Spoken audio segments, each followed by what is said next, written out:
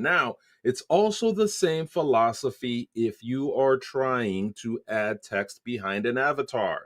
So this is the secret to that. If you also want to add text behind an avatar, I'm going to show you exactly how you could do that. So in this instance, we're just going to delete Denzel's frustrated, the clips about Denzel's frustrated. And in the case of the avatar, we do not need to add 2 layers. And I'm going to show you exactly how we'll do that here. So let's go into our avatars over here. And to do that, we just go to our elements and go to avatars over here, view all. So we're just going to pick an avatar here.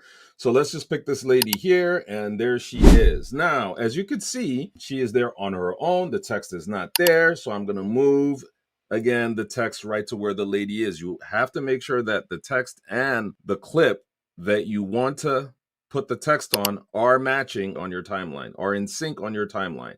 Now, you can see here, Denzel is frustrated is in front of the lady, right?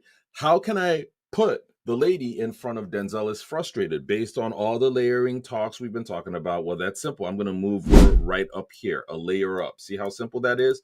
But as you can see, we can still see just a part of Denzel is frustrated. We can't see the whole text. Why is that? Well, because now this lady has a background here. Granted, it's a black background, but we just can't see it. So you're going to right click that, and then you'll see the remove background icon right here. What I'm going to do is simply click that. And as you can see, it removes it. So with an AI avatar, I do not need to double the layers like I did for a clip that I put in there. All I have to do is go in and simply remove the background and place it a layer above the text, and I'm all good. But that's how you can add text behind your objects, whether it's an object that you've imported into CapCut or an AI avatar. I hope this was helpful and easy enough for you to understand so that right now you can start going to do wonderful things on CapCut with your text and your objects. If this was helpful, like the video, subscribe to our channel so you can always get helpful tips that can make your life easier.